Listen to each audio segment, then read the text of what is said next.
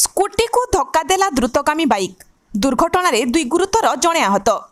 अनुगुल जिला बरपाड़ थाना निकट नुआहता ग्राम पंचायत 55 नंबर जातीय राजपथर शंकर मेडिकल सम्मुख में स्कूटी और बाइक धक्का दुई गुरुतर होगा सह जड़े आहत हो जिला मुख्य चिकित्सालय भर्ती होती।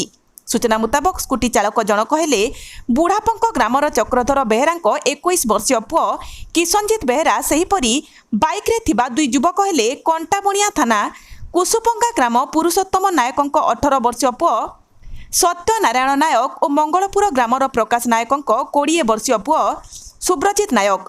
किशन जड़े डेलीभरी बॉय होइतिबारु से अंचल में स्कूटी नंबर OD 19 AB 9775 गाड़ी रे जिनिष नहीं जाउथबा बेले दुई युवक बाइक नंबर OD 19 AB 7217 गाड़ी रे आसी स्कूटी धक्का दे 3 जन जातीय राजपथ रे छिटिकी पड़िथिले।